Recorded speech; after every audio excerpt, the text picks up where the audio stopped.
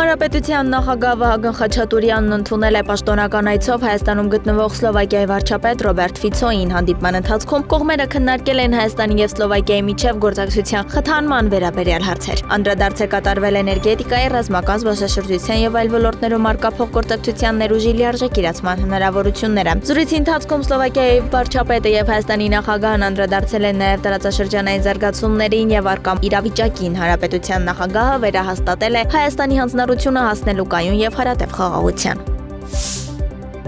Վարչապետ Նիկոլ Փաշինյանն ընդունել է ՄԱԿ-ի գլխավոր քարտուղարի տեղակալ ՄԱԿ-ի Եվրոպական տնտեսական հանձնաժողովի գործադիր քարտուղար Տատյանա Մոլչանին։ Հանդիպման ընթացքում քննարկվել են Հայաստանի եւ ՄԱԿ-ի կառույցների համատեղ ծրագրերի իրականացմանն առնչվող հարցեր։ Անդրադարձ է կատարվել ոլորտային, մասնավորապես էներգետիկայի եւ ենթակառուցվածքների զարգացման ուղղություններով հետագա գործակցության հնարավորություններին, նաեւ ՄԱԿ-ի կայուն զարգացման նպատակների իրականացման գործընթացում Հայաստանի առաջընթացին։ Մոլչանն ընդգծել է ՄԱԿ-ի Եվրոպական տնտեսական հանձնաժողովի պատրաստակամությունը շարունակելու գործակցությունը Հայաստանի կառավարության հետ։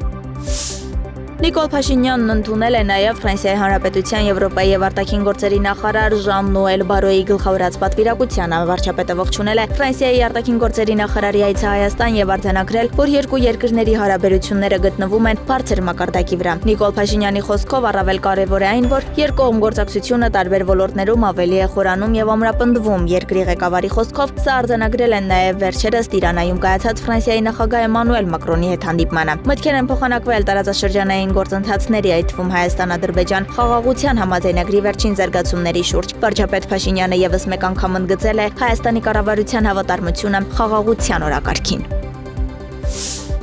Ֆրանսիայի արտաքին գործերի նախարար Ժան-Նոել Բարոն Հայաստանի ագնախարար Արարատ Միրզոյանի ուղեկցությամբ այցելել է Հայոց ցեղասպանության հուշահամալիր։ Նախարար Բարոն ծաղկեպսակեզ է տեղել հուշահամալիրի մոտ եւ հարգանքի տուրք մատուցել ցեղասպանության զոհերի հիշատակին։ Արարատ Միրզոյանը եւ Ժան-Նոել Բարոն մասնակցել են ադմիրալ Լուի Դարտիշ Դույֆերենին նվիրված հուշաքարի բացման արարողությանը։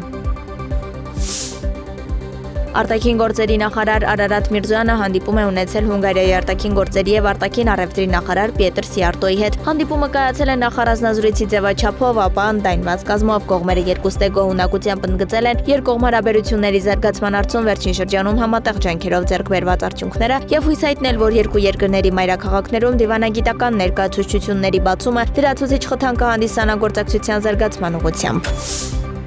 Արարատ Միրզոյանը հանդիպել է նաև Չեռնոգորիայի արտաքին եւ եվրոպական գործերի փոխվարչապետ Ֆիլիպ Իվանովիչի հետ։ Անդրադարձ է կատարվել Հարավային Կովկասում խաղաղության հաստատման ուղղված ջանքերին, ինչի համատեքստում Արարատ Միրզոյանն ընդգծել է Հայաստանի եւ Ադրբեջանի միջև խաղաղության պայմանագրի ստորագրման կարեւորությունը։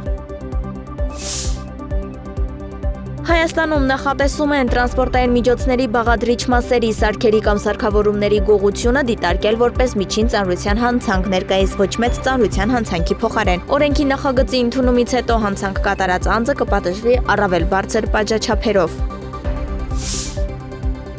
Այն երկրները, որոնք նախկինում սահմանափակումներ են սահմանել Ուկրաինայի մատակարարվող հեռահար զենքի կիրառման հարցով, չեղարկել են արգելքը մի քանի ամիս առաջ։ Տուրկուում Ֆինլանդիայի վարչապետ Պիետր Օրպոյի հետ համատեղ մամուլի ասուլիսի ժամանակ ասել է Գերմանիայի կանցլեր Ֆրիդրիխ Մերցը, պարզաբանելով նախորդային իր արած հայտարարությունը, թե Գերմանիան հետևելով Մեծ Բրիտանիային եւ Ֆրանսիային վերացրել է Ուկրաինային մատակարարվող զենքի կիրառման սահմանափակումները։ Երեկ Բերլինում ես նկարագրել եմ այն, ինչ կատարվում է մի քանի ամիս, այսինքն, որ Ուկրաինան իրավունք ունի մատակարարվող զենքը կիրառել սեփական սահմաններից դուրս Ռուսաստանի տարածքներում գտնվող ռազմական օբյեկտների դեմ, ընդգծել է Գերմանիայի կանցլերը։